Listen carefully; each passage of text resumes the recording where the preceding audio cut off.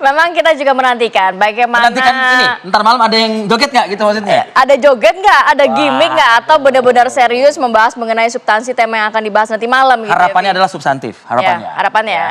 Tapi kita lihat dulu ya informasinya ya. Berikut ini.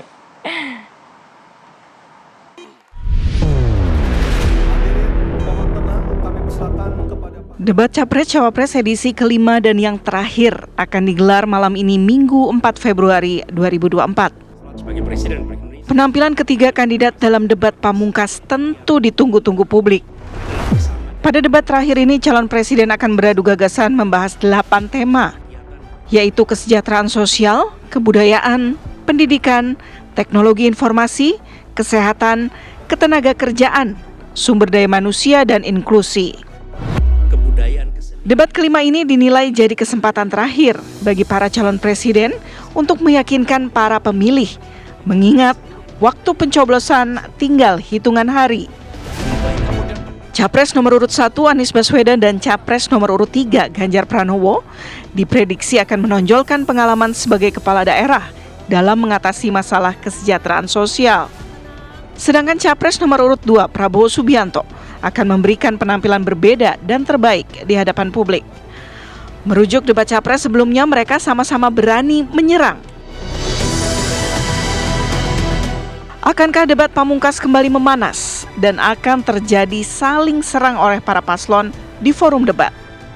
Apakah visi misi ketiganya bisa dijelaskan detail di debat kali ini? Tim TV One mengabarkan.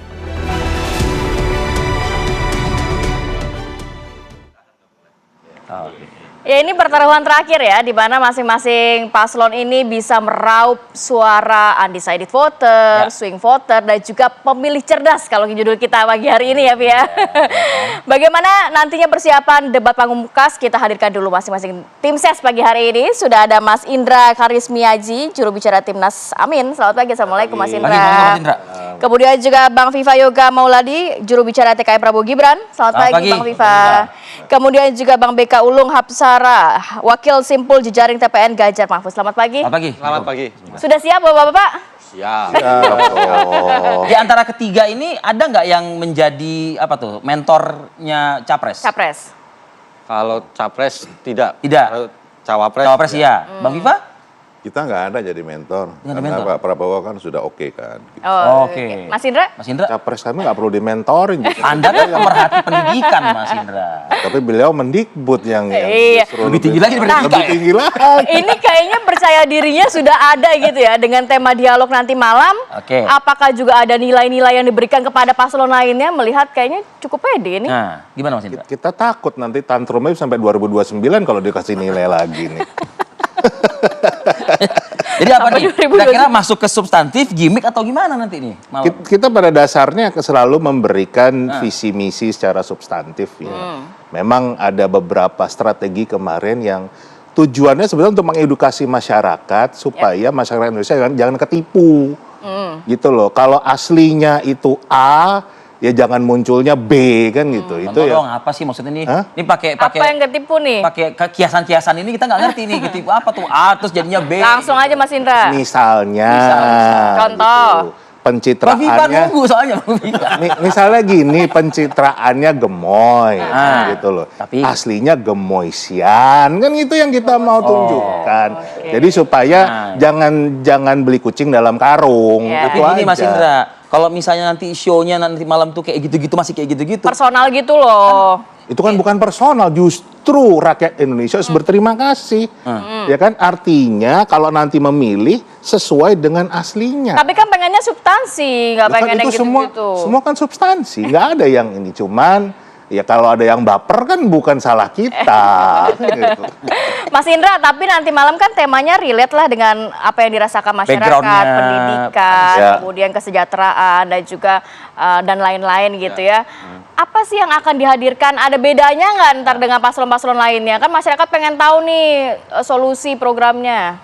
Bedanya jauh sekali ya, karena kalau kita bicara rekam jejak, yang namanya Anies Baswedan, tema debat kelima ini semua sudah dilaksanakan. Jadi bicara bukan janji, tapi bicara eskalasi dari level provinsi DKI Jakarta menjadi levelnya nasional. Contoh, kita bicara kesejahteraan rakyat ya. Ya. Tahu kan kisah kampung akuarium? Ya. Bagaimana rakyat yang digusur, KTP-nya diambil, nggak punya rumah. Sekarang sudah berkali-kali memenangkan penghargaan internasional. Lokasi tersebut ya. Iya, tempatnya, cara Masyarakatnya. hidupnya, bagaimana masyarakat yang disebut masyarakat miskin kota ini, justru mereka bisa membangun sebuah koperasi untuk mengelola perumahannya. Oke. Jadi betul-betul yang diciptakan adalah suatu kemandirian masyarakat. Berbeda jauh dari sebelumnya. Jauh sekali. Siapa yang membuat mereka dulu seperti itu kehidupan? Ya, tentunya gubernur sebelumnya ya, yang tadinya ada gubernur yang akan menjanjikan membangun tempat mereka, tempat tinggal mereka yang memang kumuh, yang memang tidak layak, tapi malah ditinggal, kan? Udah ditinggal, penggantinya malah yang tadinya juga ikut tanda tangan kontrak politik malah gusur, bahkan betul-betul dengan cara yang sangat tidak manusiawi. Ini sudah dipikirkan nggak ngomong kayak gini pagi ini? Sudah dong. memang itu kan Khawatirnya justru malah konsolidasinya sudah baik nih ya, begitu jadi malah Jadi renggang lagi gitu ya. kan, itu kan satu fakta yang, Sepakat dengan fakta. artinya Oh, fakta artinya sih, kita juga kita nggak usah nutupin, kita nggak usah pencitraan Oke. kan Iya. gitu. Oke. Itu baru dari kesejahteraan sosial lah, bicara inklusi. Kita satu-satunya yang punya rekam jejak memberikan kartu disabilitas untuk warga disabilitas. Oke. Satu-satunya yang punya kartu lansia di seluruh Indonesia.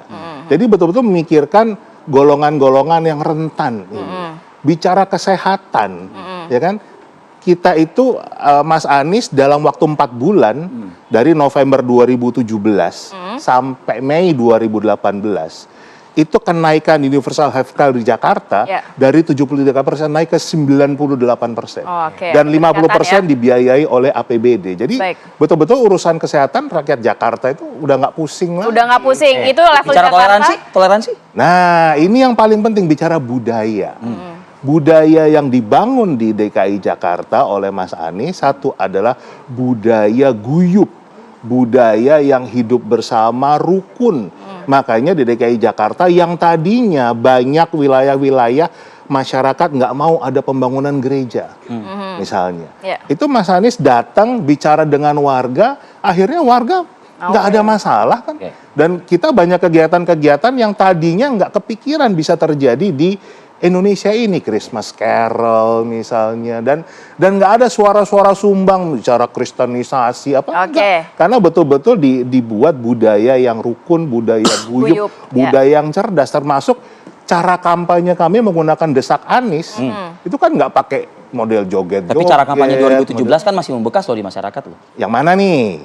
Kampanyenya siapa nih? Jadi kampanyenya pasangan Anies dengan Sandi. 2017 itu kalau kita menyadari kampanyenya Anies Baswedan nggak pernah seperti yang dituduhkan orang. Cobalah lihat rekam jejaknya. Kan antara yang difitnahkan dengan apa nyatanya itu sangat berbeda jauh. Dan kita bicara sudah ada kajian-kajian akademisnya ya. Level internasional bagaimana Anies Baswedan menang di DKI Jakarta bukan karena politisasi agama, tetapi karena didukung oleh rakyat miskin Oke. yang janjinya dicederai oleh pemimpin. Oke, Mas Indra. Sebelumnya. Saya mau ke Bang Viva. Bang Viva, tadi kalau dari 01 nampaknya sudah banyak pengalaman dan program-program yang dijalankan di DKI Jakarta akan dibawa ke level nasional. Kalau dari 02, apa saja nantinya? Kalau dari Pak Prabowo itu sudah termaktub di 8 Asta Cita, 17 program prioritas dan 8 program prioritas yang dipercepat, semuanya sudah ada dokumennya di KPU, dan seluruh tema-tema pada hari ini tentang kesejahteraan, kemudian tentang pendidikan, budaya, inklusi dan sebagainya itu semuanya sudah ada di visi misi. Yang pertama ya. Yang kedua, Pak Prabowo Gibran itu ingin mensosialisasikan ide, gagasan, program ke seluruh masyarakat Indonesia agar mereka mengetahui apa pilihan mereka, sudah tepat apa belum dengan ide, gagasan, dan program. Kalau di sela-sela ada gimmick itu hal yang biasa. Jangan kemudian gimmicknya... maksudnya joget-joget gemoy gitu? Jangan, kan seluruh pasangan... Debat ketiga kemarin nggak ada pasangan calon seluruhnya kan juga pasti ada gimmick lah. Ya, Cuman yang laku di masyarakat itu kan Pak Gemoy. Gitu. Jadi ya kayak gitu itu nggak usah perdebatkan gitu Iya. loh. Itu kan aspirasi dari masyarakat netizen yang kemudian dia sangat reaktif dengan persoalan itu. Tapi menurut saya, mohon maaf Bang Viva, mungkin publik itu melihatnya bukan masalah gemoy atau tidak gemoy, joget dan tidak joget gitu. Karena dari beberapa kali debat ini, substansif, menyasar ke substansif ini Pak Prabowo ini dianggap ini kurang optimal. Begitu. Saya rasa dari perdebatan sebagai bagian dari model kampanye yang sudah diatur di Undang-Undang Pemilu nomor 7 tahun 2017, seluruh substansi dari pasangan calon itu ada semuanya di visi misi. Hanya tinggal harapan pilihan-pilihan publik mungkin pengen narasi. disampaikan secara langsung. Pilihan-pilihan narasinya, pilihan-pilihan diksinya, kemudian pertanyaan dan jawaban, itu juga menjadi bagian penting dalam proses untuk mengembangkan visi dan gagasan yang sudah ada di program KPU itu. Intinya bahwa debat sebagai bagian dari model kampanye itu harus satu, dapat meningkatkan proses kesadaran politik masyarakat. Yang kedua, masyarakat mengetahui ide, gagasan, pemikiran dari seluruh pasangan calon, tentunya disertai dengan hal-hal yang lebih bagus, yang lebih atraktif, yang lebih intelektual, yang lebih menghormati terhadap seluruh pasangan calon. Tapi udah siap belum nanti ada nilai-nilai yang diberikan lagi kepada Pak Silahkan Prabowo? pasangan yang lain memberikan nilai kepada Pak Prabowo, dan Pak Prabowo tidak akan memberikan nilai kepada pasangan calon yang lain. Tapi katanya kemarin cemas ya di hadapan masyarakat di mana ya waktu itu katanya khawatir jadi turun jadi 0 nanti nilai saya. Sebulan loh itu khawatir. Oh enggak ada khawatir. Bagaimana rasa khawatir dari sisi hasil lembaga survei Pak Prabowo nomor 1 kok khawatir bagaimana? Gitu ya kan? Khawatirnya di mana? Jadi persoalan narasi, kemudian ketika bersinggungan, berinteraksi dengan masyarakat, itu kan ada canda-canda. Jangan dibuat baper dong. Ya kan? Biasa aja. Oh, Viva, tapi pada prinsipnya kalau di kubu 2 itu lebih mengedepankan soal visi misi tersebut begitu ya. Iya dong. Artinya kan kalau kita lihat berkaca ke Mas Indra Karismiaji tadi mengatakan tentu kan perlu ada semacam kayak contoh-contoh. Ibaratnya kalau Anies nanti seperti ini karena saat ini seperti ini. Kalau nanti saya gini karena saat ini seperti ini. Kalau Pak Prabowo tidak akan menggunakan cara seperti itu kah? Ya nanti dilihat. Misalnya soal pendidikan, Pak Prabowo kan juga konsen di pendidikan, meningkatkan kualitas Unhan, membuka politeknik di Atambua NTT, dan beberapa hal yang menjadi bagian dari tema debat ini juga sehari-hari sudah dilaksanakan oleh Membayangkan Pak Prabowo mungkin Pertama, nggak nanti malah mengatakan ya tapi kan Bapak kan dicopot sama Pak Presiden jadi menteri seperti itu. oh tidak akan begitulah. Kenapa tidak seperti itu? Ya itu kan masyarakat juga sudah tahu kan soal itu kan, dan kita akan menghindari prasangka-prasangka yang tidak baik lah, karena ini kan debat. Jadi nggak ada serangan-serangan personal ya nanti ya? Debat itu harus menyegarkan, harus mendinginkan suasana, apalagi sebentar lagi mau pencoblosan, ya kan? Ya, betul. Jadi ini bagian dari proses pendidikan politik rakyat, biarlah rakyat yang menilai gitu. Karena seluruh pasangan calon kan pasti jubirnya akan mengatakan kecap nomor 1. Nanti kita mau ke Mas BK. Mas BK tadi kan juga sudah dijelaskan masing-masing paslon ya. Cuma banyak juga kalangan yang menyatakan satu contoh aja isu yang nanti diangkat nanti malam, pendidikan. Banyak yang mengatakan ini nampaknya visi misi masing-masing paslon ini tidak menyasar dari permasalahan yang ada di pendidikan. Seperti angka putus sekolah yang tinggi, tingginya biaya pendidikan, gaji guru yang rendah. Apakah nanti itu bisa dijawab oleh 03? Tapi tahan dulu. Kita akan hadirkan kita tahan dulu. perbincangan saat lagi tetap bersama kami di Apa Kabar Indonesia Pagi.